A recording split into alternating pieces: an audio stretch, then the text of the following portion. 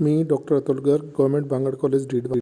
Dear students, today we will start new topic in differential equation, which is total differential equation. पूर्ण अवकल समीकरण या संपूर्ण अवकल समीकरण भी कहते हैं। इसको आज शुरू करते हैं। तो कोई भी इक्वेशन अपने को दी हुई है P D X plus Q D Y plus R D Z is equal to zero, इस फॉर्म की कोई भी इक्वेशन दी गई है जहाँ पी क्यू आर तीनों कोई एक्स वाई जेड तीन चरों के फलन हैं, तो ये इक्वेशन टोटल या संपूर्ण अवकल समीकरण कहलाती है। तो इसको हल करने के लिए चार प्रमुख विधियां हैं जिनसे इस समीकरण को हल किया जा सकता है, जिनमें पहला है मेथड ऑफ इंस्पेक्शन, निरीक्षण विधि द्वारा हल। तो निरीक्षण से अपन देख लेते हैं। पहले तो देखेंगे समाकलनीय वो है क्या, और जब समाकलनीय है तो निरीक्षण विधि से अपन प्रश्न को, दिए हुए सवाल को अपन अरेंज करके, रीअरेंज करके, उनके जो भी टर्म्स दी गई हैं उनको रीअरेंज करके निरीक्षण विधि द्वारा उसको समाकलित करके उत्तर निकाल लेते हैं। दूसरा है मेथड ऑफ होमोजीनियस इक्वेशन, समघात समीकरण की विधि। तो इसमें अगर समीकरण समघात है तो उसकी विधि से अपन उसको हल करना जानेंगे। तीसरा इसमें फिर आता है मेथड ऑफ ऑक्सिलरी इक्वेशन, सहायक समीकरण विधि। तो इसमें सहायक समीकरण लेकर दिए गए प्रश्न को हल करेंगे। और फिर चौथी है सामान्य विधि। तो वो विधि व्यापक रूप में कहलाती है, व्यापक विधि भी कहलाती है। इसको भी अपन इससे प्रश्न को हल करना सीखेंगे। तो आज सबसे पहले इन चारों मेथड में जो सबसे आवश्यक शर्त है कि जो संपूर्ण अवकल समीकरण दी गई है, जो P D X plus Q D Y plus R D Z is equal to zero समीकरण दी हुई है, तो सबसे पहले देखें कि ये इंटीग्रेबल भी है क्या। तो कंडीशन ऑफ इंटीग्रेबिलिटी क्या बनेगी, इसको देखते हैं सबसे पहले। अगर वो इक्वेशन इंटीग्रेबल है तो फिर इन मेथड्स को पढ़ेंगे। तो अगर मान लीजिए कोई अपने को function F X Y Z is equal to zero दे रखा है और इस प्रकार दे रखा है कि डी एफ जो डिफरेंशियल है इस फंक्शन एफ का, वो दिया गया प्रश्न, जो भी क्वेश्चन अपने को दिया गया वो बन रहा है।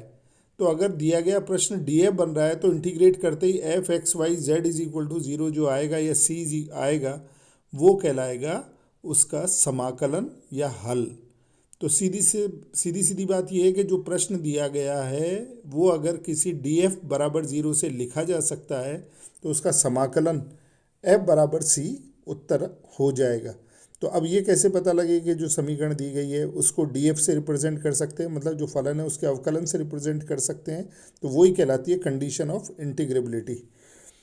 तो ये जानेंगे सबसे पहले कि दिया गया जो प्रश्न है वो इंटीग्रेबल है क्या, डायरेक्ट इंटीग्रेट कर सकते हैं क्या। तो नेसेसरी एंड सफिशिएंट कंडीशन अपन सबसे पहले निकालते हैं। क्या है कंडीशन फॉर इंटीग्रेबिलिटी। तो necessary and sufficient condition for integrability of the equation P D X plus Q D Y plus R D Z is equal to zero. तो equation जो ये दे रखी है वो इंटीग्रेबल है क्या, ये जानना चाहते हैं। तो इसकी नेसेसरी और सफिशिएंट कंडीशन निकालते हैं। तो दी गई समीकरण अपने को है P D X plus Q D Y plus R D Z is equal to zero. और मान लीजिए इसका जो समीकरण एक, इसको नंबर एक डाल देते हैं समीकरण को। इसका सॉल्यूशन है F X Y Z is equal to C, इसका एक सॉल्यूशन है। तो समीकरण दो चूंकि एक का सॉल्यूशन है तो समीकरण एक डी एफ से रिप्रेजेंट की जा सकती है। इसका अवकलन यही दी गई समीकरण होना चाहिए। और व्यापक रूप में यहाँ पर अल्फा एक्स वाई जेड का कोई फलन लगा के अपन ने डी एफ लिख दिया कि P D X plus Q D Y plus R D Z पूरी की पूरी समीकरण किसी अल्फा से गुणा करने के बाद, जो कि एक्स वाई जेड का फलन है, वो डिफरेंशियल बनता है फलन एफ का। तो एफ एक्स वाई जेड इसका सॉल्यूशन तभी कहलाएगा जब इस रूप में समीकरण दी गई लिखी जा सकती है। तो डी एफ को देखें क्या दे रखा है। तो ये है, मतलब डी एफ अपन जानते हैं डी एफ क्या होता है, del F by del X D X. जब एफ एक्स वाई जेड का फलन होता है तो इसका अवकलन कैसे लिखते हैं, इसका अवकलन होता है del F by del X D X plus del F by del Y D Y, इसको डी वाई कर ले, plus del F by del Z D Z, ये आता है डी एफ का मान। तो डी एफ जो ऊपर अपन ने लिया है इससे अगर तुलना 3 और 4 की करें, ये इक्वेशन नंबर 3 है, ये इक्वेशन नंबर 4 है, इनको अपन 3 और 4 को अगर इनकी कंपेयर करें तो इसमें del F by del X तो हो जाता है alpha P, del F by del Y हो जाता है alpha Q, del F by del Z हो जाता है अल्फ़ा आर। तो ये दोनों को कंपेयर करने पर ये मिला अपने को। लेकिन अगर फलन में एफ कंटिन्यूस दे रखा है तो हम ये जानते हैं कि del two F by del X del Y del two F by del Y del X के इक्वल होता है अगर एफ कंटिन्यूस है। तो फंक्शन कंटिन्यूस होने पर ये अपन जानते हैं, तो इसको अपन लिख सकते हैं। तो इसको ठीक करके लिखें तो ये ऊपर वाली जो चीज़ है ये है डेल अवकलन है del F by del Y का एक्स के रेस्पेक्ट में।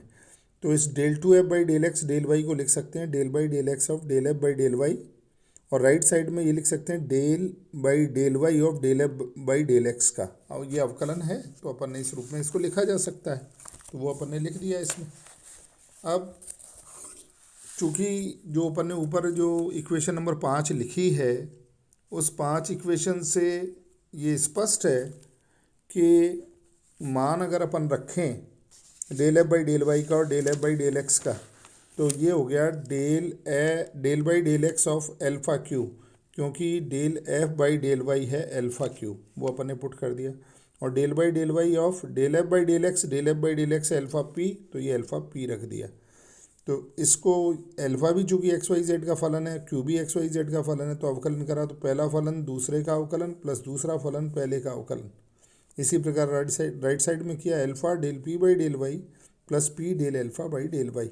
इसको ठीक तरह से लिख लें तो अल्फ़ा तो इधर अपन कॉमन ले लें, del P by del Y minus del Q by del X is equal to Q del alpha by del X minus del P by minus P del alpha by del Y. तो इसको अपन ने alpha left hand side में लेके common ले लिया, ठीक तरह से माइनस कॉमन लेके काट दिया, तो ये लिखा जा सकता है। इसको लिख दिया अपन ने इक्वेशन नंबर 6। ऐसी अगर अपन सिमिलरली अपन ऐसे ही del two F by del Y del Z is equal to del two F by del Z del X करें तो उसके लिए भी अगर अपन देखें तो कंडीशन बनेगी, जो कंडीशन अपन ने निकाली है वो बनेगी 7 नंबर वाली इक्वेशन ही वाली, alpha del Q by del Z minus del R by del Y is equal to R del alpha by del Y minus Q del alpha by del Z.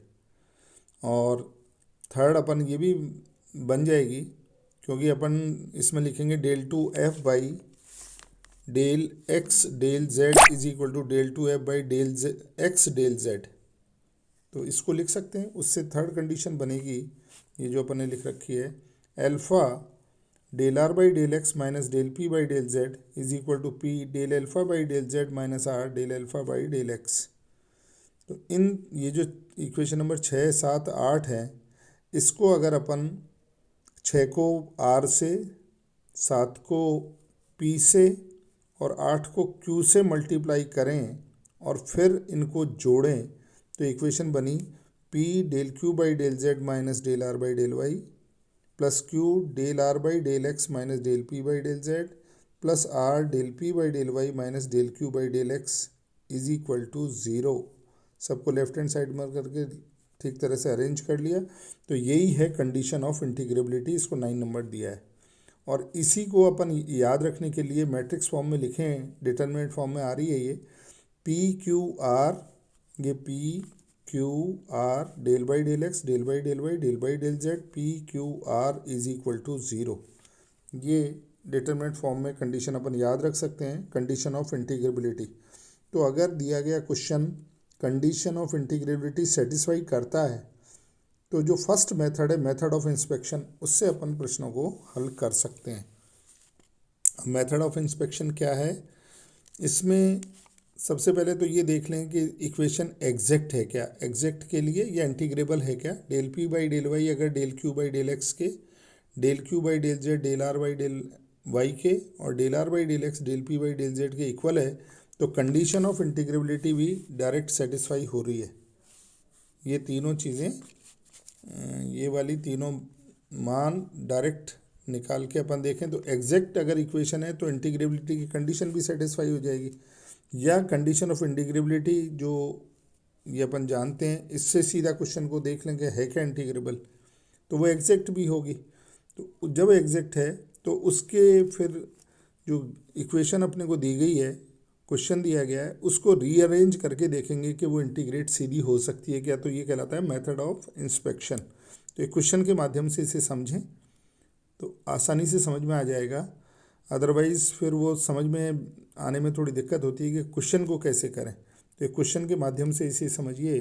जैसे मान लीजिए क्वेश्चन दे रखा है Y square plus Z square minus X square D x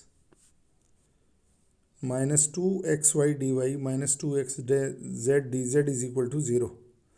तो सबसे पहले तो ये देखें कि ये जो क्वेश्चन दिया गया है ये कंडीशन ऑफ इंटीग्रेबिलिटी सेटिस्फाई कर रहा है क्या। और कंडीशन ऑफ इंटीग्रेबिलिटी जैसा मैंने बताया था पी क्यू आर डिटरमिनेंट के फॉर्म में लिखें तो del by del X del by del Y del by del Z P Q R is equal to 0 आना चाहिए। तो देखते हैं दिए गए प्रश्न में p का मान है Y square plus Z square minus X square, ये तो p का मान है, और q का मान है माइनस 2xy, ये रहा q, और r का मान है माइनस 2xz। तो इनको अपन कंडीशन ऑफ इंटीग्रेबिलिटी में रखते हैं। तो वो कंडीशन ऑफ इंटीग्रेबिलिटी में रखने पर ये मान तीनों रख दें तो Y square plus Z square minus X square minus 2xy minus 2xz del by del X del by del Y del by del Z, और वापस p का मान Y square plus Z square minus X square minus 2xy minus 2xz बराबर 0 आता है क्या, देखते हैं ये सेटिस्फाई होती है क्या, ये भी मान 0 आता है क्या। तो इसको अपन एक्सपेंड करें तो Y square plus Z square minus X square, अब डेल बाई डेल वाई करें माइनस 2xz का, और उसमें से घटाएं ये del by del Z of 2xy का। तो माइनस 2xz में xz अचर रहेंगे, अगर इसका अवकलन y के सापेक्ष करेगा तो ये 0, और माइनस 2xy का अवकलन z के सापेक्ष भी 0, तो ये तो आ गया 0, 0 माइनस 0 0। फिर इसके सापेक्ष करें तो प्लस 2xy किया, तो माइनस 2xz का दोबारा से बता देते हैं, तो इसमें माइनस 2xz का अवकलन करना है x के सापेक्ष, तो आ गया माइनस 2z। फिर माइनस इसका अवकलन करना है z के सापेक्ष, तो z के सापेक्ष y और x को अचर मानेंगे तो ये हो गया 2z विद माइनस साइन।